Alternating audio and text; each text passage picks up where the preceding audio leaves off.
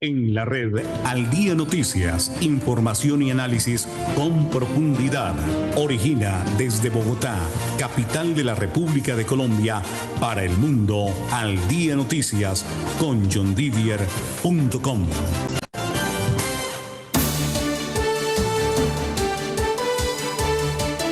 Al Día Noticias con John Didier Rodríguez Marín. La información más importante del momento en Bogotá, Colombia y el mundo. En Al Día Noticias estamos con el senador de la República, David Luna. Senador, bienvenido al Día Noticias. Don Didier, muy buenos días para usted, para todos sus oyentes y televidentes. Muchas gracias. Y de nuevo felicitaciones por este nuevo proyecto de transformación digital conjunto con radio, que creo que es un acierto para todos los consumidores. Sí, señor, ya hay la tendencia de las plataformas digitales y pues hay que incursionar en esos asuntos. Antes era solo radio, pero ahora ya hay que sumarle también las plataformas digitales de YouTube, de Facebook, trabajar mucho el Twitter. El TikTok también se está posicionando. Hay otras plataformas como Spotify. Bueno, hay muchas oportunidades de poder salir adelante y dar a conocer el producto. Por ejemplo, esta entrevista que vamos a realizar a partir de este momento sale por 5 canales, entonces, en total. Entonces, procurar tener una buena cobertura con lo que uno hace y produce para que por algún lado se puedan dar cuenta de esta entrevista, por ejemplo. Es que el mundo, John Didier, cambió y la multiplataforma es tal vez una de las mejores herramientas que existen hoy. Colombia sigue siendo un país muy radial, cobertura prácticamente del 99%. La radio sigue creciendo publicitariamente, pero el complemento con otras plataformas es lo que permite lo que llaman un 360, que usted va a poder conectar con la totalidad de sus oyentes y de sus consumidores. Así que felicitaciones. Segunda vez que escucho la palabra 360 en menos de 24 horas, que es esa cobertura total. Senador, ¿en dónde está Cambio Radical? ¿No está en la oposición? ¿Está independiente? ¿Va a ser parte del gobierno? ¿Qué pasó finalmente en las reuniones de Petro con Germán Vargas?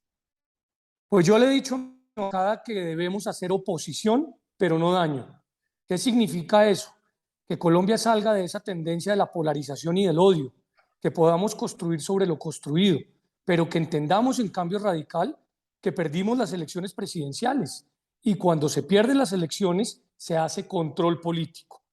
No se lleva a la contraria, se hace control político, pudiendo tener independencia para votar lo que uno cree es bueno para el país, pero también para oponerse a lo que uno considera puede ser complejo. Entonces, esa es una discusión en la que seguimos. Yo le he insistido a la bancada que esa es la mejor decisión. Algunos están de acuerdo, otros no. Por términos legales tenemos hasta el 7 de septiembre para tomar decisión según el estatuto de la oposición, pero ya comenzó, digamos, la acción legislativa y en días pasados tomamos una determinación que no le gustó al presidente del Congreso, al doctor Roy Barreras, se molestó y eso es lo que demostrará, será la aplanadora gubernamental.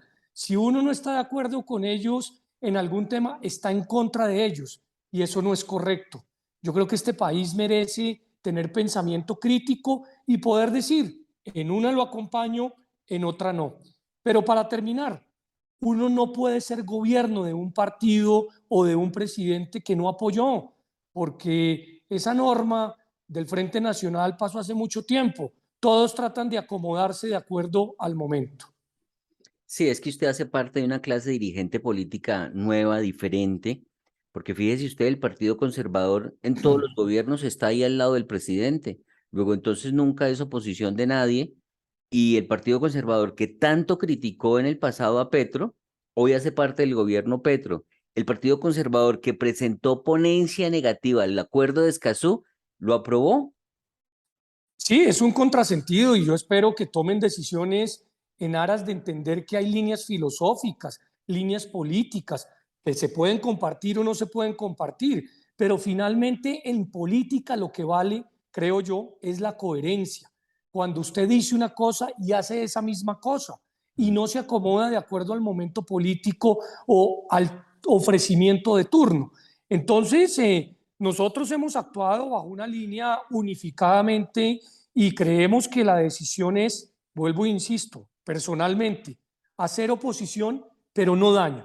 Yo, por ejemplo, creo en el acuerdo de paz, en su implementación, en los diálogos con los grupos al margen de la ley, y en eso voy a acompañar al gobierno, sea quien sea el presidente. Pero siento que hay otros temas en los cuales uno tiene que tener libertad sin ser puesto en la palestra pública como enemigo de una nueva tendencia para tomar decisiones. Y eso fue lo que hicimos en Escazú. Nosotros desde mucho tiempo atrás, usted recordará la columna de Germán Vargas Lleras hace casi 2 años, dijimos que ese tratado, uno, no tenía consulta previa como lo exige la OIT, y es un tratado ambiental, y las consultas previas es el principal mecanismo de protección del ambiente. Y dos, lo más importante, no protege efectivamente a los líderes sociales y ambientales. Eso ha sido un simple repetir y repetir para tratar de generar una bola política. La gente tiene que leer antes de criticar. El artículo 9 del tratado lo que tiene es buenas intenciones, pero los líderes sociales y ambientales van a pensar que aprobándolo van a tener protección, y no es así. El Estado es quien debe protegerlos. ¿Por qué cree usted que el pacto histórico está obsesionado con este acuerdo? Básicamente porque era una pugna política que casó inteligentemente con el presidente Duque, que fue quien lo presentó al Congreso con mensaje de urgencia, pero después no lo patinó, no lo impulsó. Entonces aprovechó el pacto histórico y lo hizo muy bien. Creo yo que vendió un discurso ante la opinión pública que es legítimo, pero como yo prefiero hablar con resultados, como yo no trago entero, pues yo cuento lo que estoy pensando, y el partido creo que actuó de manera correcta votándolo negativamente. Nosotros pedimos el aplazamiento para que se informara sobre la consulta, para que se informara y se cambiara las medidas de protección para hacerlas efectivas, y no se nos dio. El voto negativo nuestro no es para no proteger el medio ambiente, lo protegemos, impulsamos, como también luchamos contra el climático. El voto negativo es contra ese populismo que se cree simplemente en redes debe ser la única herramienta para destruir al contrario. Yo voy a actuar 4 años con firmeza, pero con argumentos, y voy a enfrentar a quienes piensan distinto a mí con respeto, pero con argumentos. De eso se trata este ejercicio. Sí, lo vimos en la intervención que le hizo a Roy Barreras, donde usted le expresó que debía tranquilizarse, que debía aceptar que hubiera compañeros, digámoslo de esa manera, colegas que pensaran diferente. Mesura, John Didier, mesura, tranquilidad, respeto. La senadora Paloma Valencia, que pertenece a un partido distinto al mío, que ideológicamente está lejísimos de donde estoy yo, presentó una nominación para elegir el secretario de la Comisión Primera. Y Roy Barreras le dijo que no lo hiciera porque eso no hacía parte de los acuerdos políticos. Hágame el favor, cualquier senador o representante tiene el derecho de nominar a quien bien tenga. Y por esa razón intervine y le dije a Roy que siempre lo he considerado un demócrata, que siempre lo he considerado un gran conversador, pero adicionalmente un tipo lleno de argumentos, que en esta oportunidad se estaba equivocando, que no podía bajo ninguna circunstancia pensar que todos íbamos a hacer lo que la bancada mayoritaria quería que hiciéramos. Ellos han sido oposición durante muchos años. Ahora que respeten a quien piensa distinto. Y en ese sentido, parece que las palabras del señor presidente Petro del discurso del Día del Triunfo están pasando al olvido. Él dijo con claridad que respetaría a la oposición, como a él se le respetó siempre, con la protección del Estado y obviamente con las garantías para poder opinar todo lo que quiso decir durante sus años de oposición. Esperamos lo propio de ese gobierno porque lo sentimos como un gobierno democrático. De pronto el país está frente a un momento de decepción total, porque el país pensó que eligiendo un nuevo Congreso de la República, un nuevo gobierno con Gustavo Petro, todo iba a cambiar y eso no va a ocurrir, o sí va a haber cambios. Es que hacer política generando altísimas expectativas es facilísimo. Hacer política prometiendo lo que uno sabe que no puede cumplir o en su defecto, lo que uno no se ha enterado que puede cumplir, es facilísimo. Hacer política de manera seria, sensata, obviamente tragándose las dificultades que se tienen, pues es difícil. Y obviamente cuando a usted en los debates le preguntan qué opina y usted dice algo distinto a lo que la galería está esperando, pues eso tiene un costo político, pero es mejor, porque finalmente uno lo que dijo en campaña es lo que hace en el momento que le entregan una responsabilidad. Entonces yo sí creo que hay altísimas expectativas, altísimas, y en muchos casos no se van a cumplir esas expectativas. Yo, por ejemplo, John Didier, le cuento que ha sido muy delicado para los mercados económicos que un día digan que van a poner un impuesto y al día siguiente digan que no, que un día digan que van a poner una tasa y al día siguiente que no. Eso genera incertidumbre. Yo le he pedido a los ministros designados que hablen menos y que presenten más las herramientas que van a ser útiles en estos procesos democráticos. Entonces, como usted lo dice, o como mejor usted lo pregunta, yo sí creo que hay altísimas expectativas y hay temas en los cuales el gobierno, por más de que quiera, no va a poder cumplir. Y ahí es donde vamos a entender que gobernar no es lo mismo hacer oposición. Hacer oposición es muy fácil, es criticar, criticar y criticar, atravesarse con una talanquera.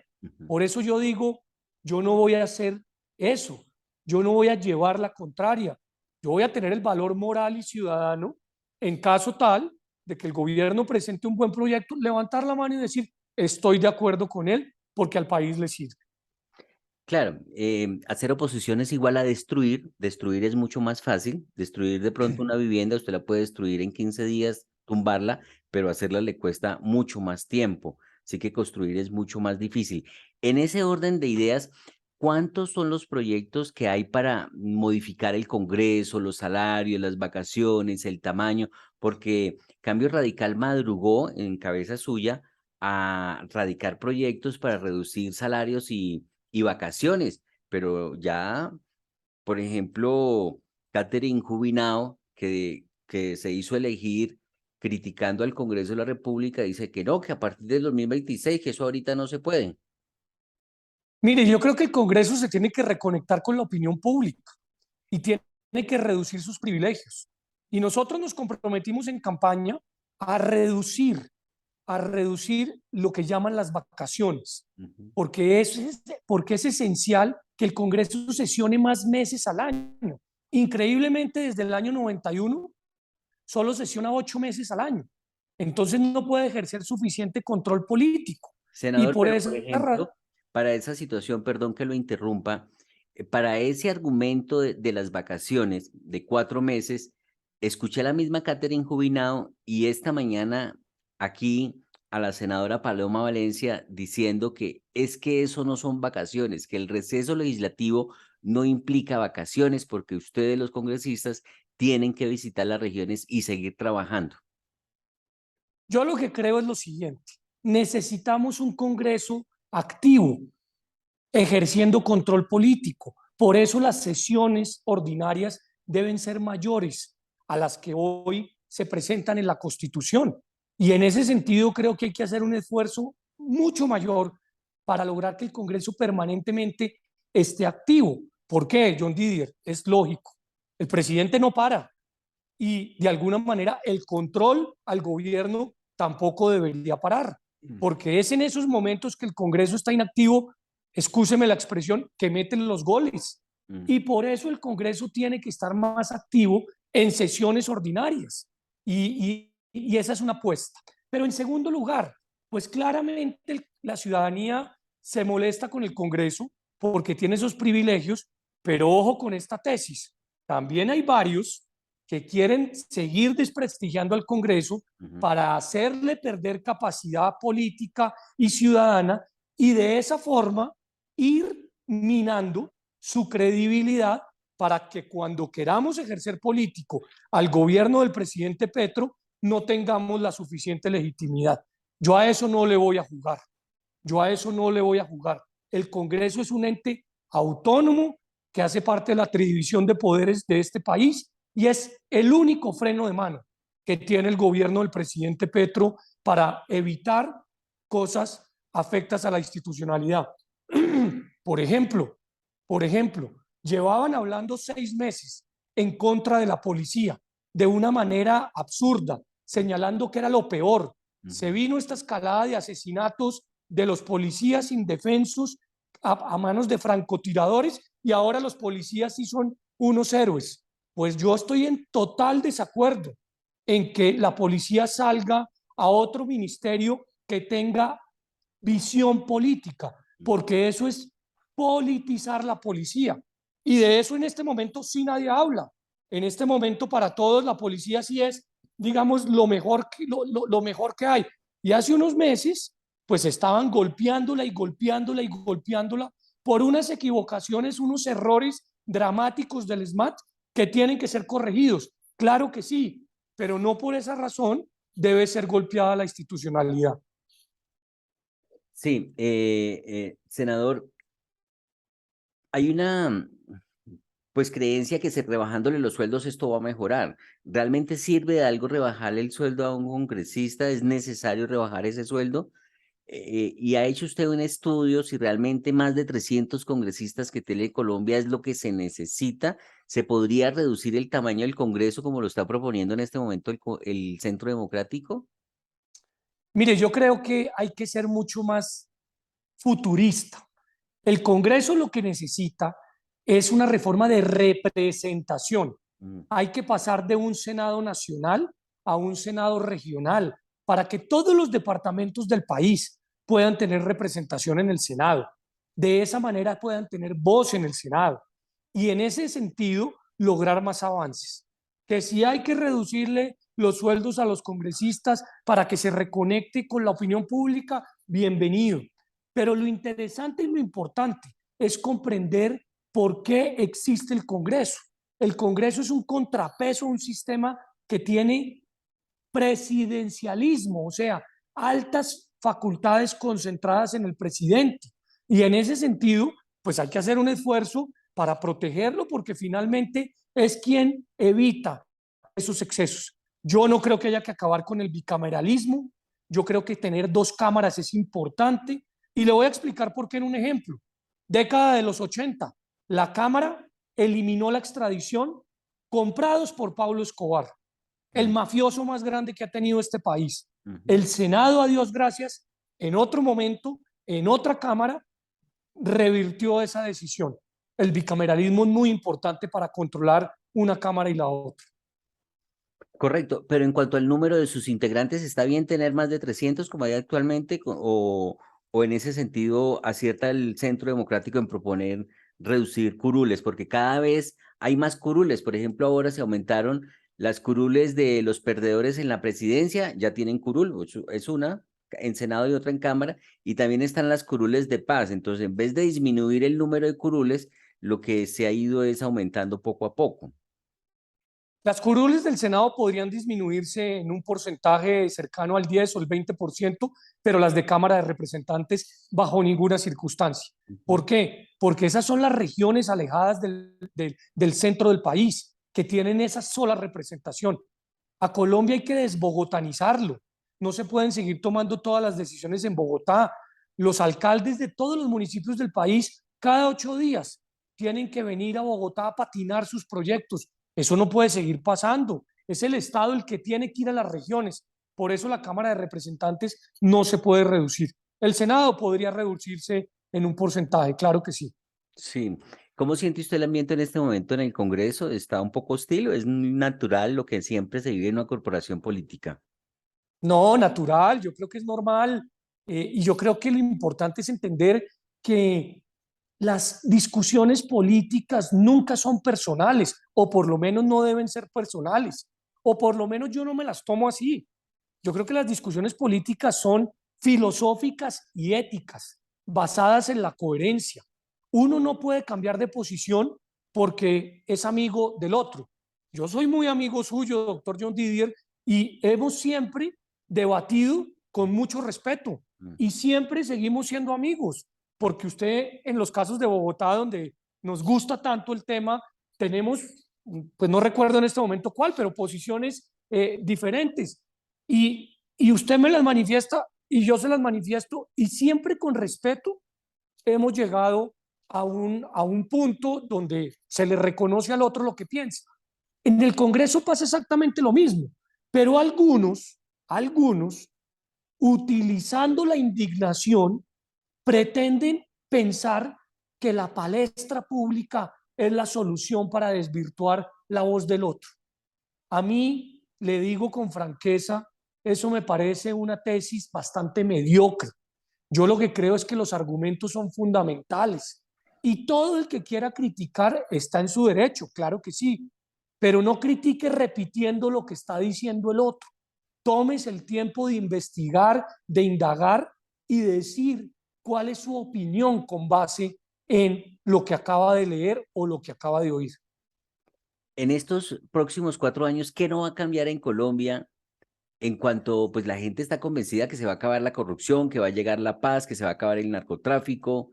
¿Qué se va a acabar y qué no se va a acabar? Yo sí creo que es posible avanzar hacia un proceso de paz total, siempre y cuando nos demos el lapo de una vez con Estados Unidos de hablar de narcotráfico. El problema de este país es la coca. Y eso no nos metamos mentiras, que por eso esos bandidos del Clan del Golfo, que son unos narcoterroristas, que además son los tipos menos, digamos, es que hay una palabra que se me acaba de ir, hacen todo por debajo de la mesa, y no tienen la capacidad ni siquiera de decir que quieren enfrentar un proceso de violencia. Tenemos que resolver el tema del narcotráfico, o de lo contrario vamos a seguir habilitando en esos sentidos. Pero yo sí creo que podemos ir hacia una paz total. Espero que las negociaciones con el ELN avancen, espero que con otros grupos que dicen tener obviamente interés de hacer política, pues avance. ¿Qué me preocupa? Me preocupan las falsas expectativas, me preocupa andar diciendo que es que vamos a tener la capacidad de entregar una gran cantidad de recursos, de ayudas directas por el gobierno. Nada de eso es sostenible si se piensa a que sea ilimitado en el tiempo. Me preocupa también que se hable de que el sistema de salud es un fracaso. Yo creo que el sistema de salud ha avanzado importantemente, tiene muchas cosas que mejorar, pero pensar en reversar el aseguramiento, o sea, el carnet que tienen los colombianos, que en muchas ocasiones funciona, en otras no, pues es una equivocación grande. Y me preocupa que el presidente Petro le apueste a la reelección. Tanto Petro como yo, estando en el Congreso, votamos negativamente la reelección del presidente Uribe.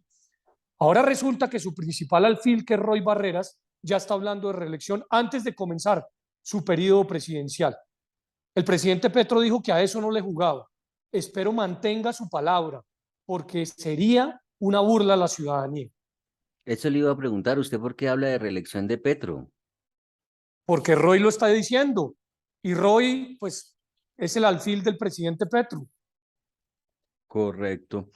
Bueno, sí, en ese sentido sí es muy importante que eso no ocurra porque ese era el gran temor, que llegara alguien a quererse perpetuar en el poder. Pero también dice a propósito de Roy mucha gente que no, que esto no va a cambiar porque quienes están manejando el Congreso de la República es Roy Barreras y también en el gobierno Armando Benedetti. Sobre esos dos nombres que estigmatizan a este nuevo gobierno, ¿qué piensa usted? Pues que evidentemente el presidente Petro entendió que para ganar las elecciones necesitaba unas personas distintas a su gobierno, a su pensamiento, a su partido. Lo que nunca previó es que ellos iban a quedarse con el poder absoluto de su partido, de su gobierno y seguramente de sus decisiones. Entonces, con justa razón, creo yo, hay molestia en el pacto histórico porque ellos fueron de alguna manera los que empujaron durante tantos años al presidente Petro. Y merecen tener representación en el gabinete, que hasta el momento pues claramente no se ha visto. Me refiero a los ministros. Y siento que ahí pues es importante oír y entender unas formas distintas de gobierno. El presidente Petro ganó, la política cambió, la línea filosófica cambió. Eso está bien para que la democracia haya la posibilidad de entender unos y otros cómo gobiernan, pero que gobiernen con quienes ganaron, no que hagan esos acuerdos politiqueros para tratar simplemente de lograr mayorías en el Congreso. Claro. Bueno, pero también se demuestra que con lentejas se puede todo, con mermelada se puede todo, con puestos y contratos se puede todo, que quiere decir que siguen haciendo política como lo que tanto criticaron tantos años, ellos están haciendo lo mismo, porque ¿cómo se justifica que el Partido Liberal, cómo se justifica que el Partido de la U, cómo se justifica que el Partido Conservador estén ahora en la bancada del gobierno? ¿Con puestos y contratos o no? Es que yo creo, John Didier, que acá se nos quedó pegada la tesis del Frente Nacional. Creemos que todo debe ejercerse producto de acuerdos. A mí me gustaba más la tesis del presidente Virgilio Barco, gobierno oposición, para que quien gane las elecciones sea quien gobierne y para que quienes perdemos las elecciones ejerzamos control. Me parece que esa es una mínima básica de coherencia. Yo siento que van a tener reverses internos los partidos que han tomado la determinación de ser gobierno contrario a sus principios filosóficos, porque cuando estén votando la reforma tributaria o cuando estén votando la reforma agraria o cuando estén votando la reforma a la policía, pues no vamos a entender cómo han actuado en el pasado y cómo querrían actuar ahora. Bueno, una pregunta que podría ser difícil, senador David Luna. ¿De qué habla Gustavo Petro con Germán Vargas Lleras? Por ejemplo, se han conocido las reuniones de Gustavo Petro con Álvaro Uribe. ¿De qué hablaron? No hablamos de esto. De Germán poco se ha conocido, no sale él a decir nada. ¿De qué hablan ellos dos? Esa es una pregunta que le tiene que hacer usted al doctor Vargas Lleras, porque yo no conozco los detalles y porque recuerde que la última vez que traté de interpretarlo salí trasquilado. Entonces, hágasela directamente a él, que entre otras en este noticiero sería muy oportuno poder hablar con él.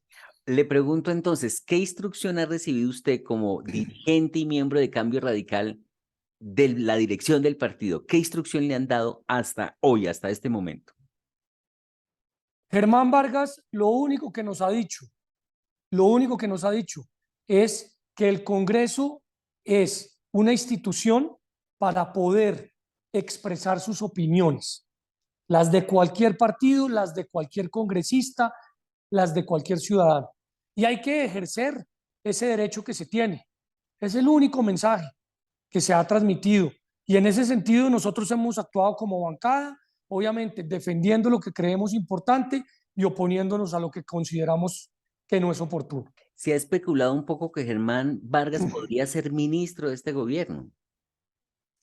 No lo creo, pero vuelvo y le repito, ese tipo de preguntas hay que hacérselos a él. Bueno, además del proyecto para reducir vacaciones y salarios, ¿qué otros proyectos radicó usted como vocero de Cambio Radical? Con el partido radicamos otro proyecto muy interesante relacionado con una preocupación grande que tenemos, y es que en Colombia se desperdician 10 millones de toneladas de alimentos. Mm, Tenemos que fortalecer los bancos de alimentos y tenemos que utilizar tecnología para evitar esa intermediación que aumenta los precios. Dos, radicamos un proyecto para que los niños entre 0 y 5 años también sean objeto de educación formal en Colombia, no solamente de pañitos menores cuando sus padres trabajan, deben tener todo el acompañamiento.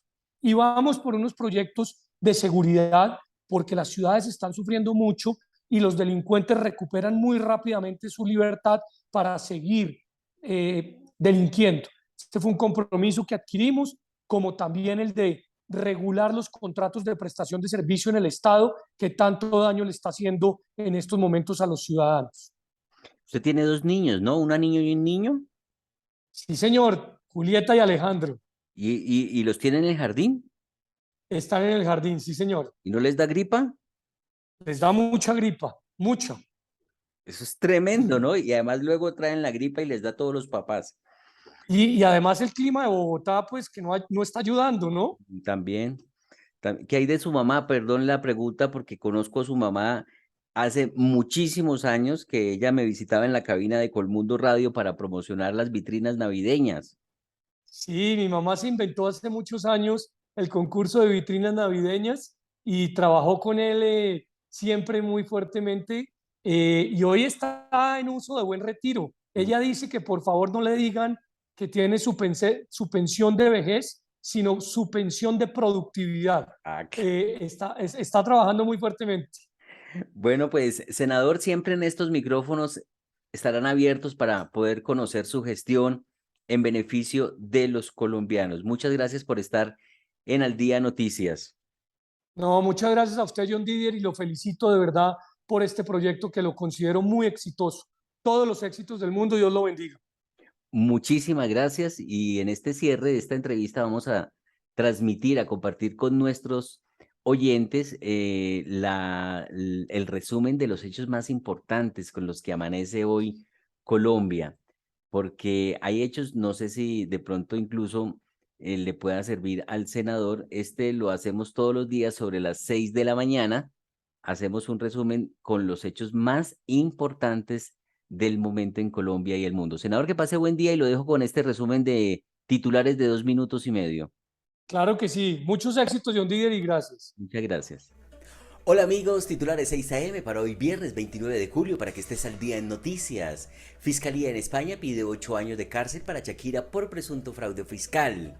Protestas de visitaxistas dejaron conductor de Transmilenio herido y 37 buses vandalizados.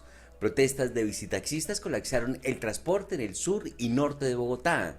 En Patio Bonito, sur de Bogotá, se presentaron enfrentamientos entre la policía y civiles. Cerca de 400 migrantes por poco mueren a bordo de tractomula en México.